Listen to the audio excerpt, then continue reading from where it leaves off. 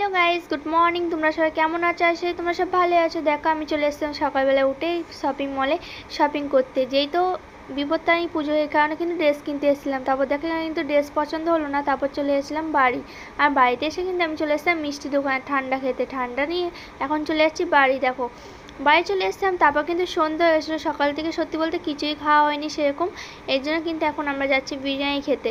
এখন যাচ্ছি হোটেলে বিরিয়ানি খেতে। তো আমি মা দিদি মিলে যাচ্ছিলাম। দেখো এখানে কিন্তু চলে এসেছিলাম বিরিয়ানি খেতে।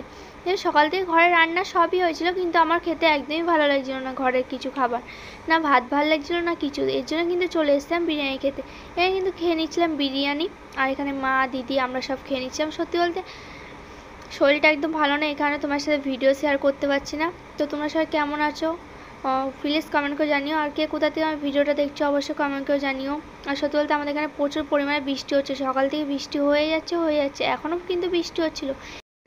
তারপর কিন্তু এখানে চলে এসেছিলাম বিরিয়ানি খেতে, বৃষ্টি কমেছিল বলে।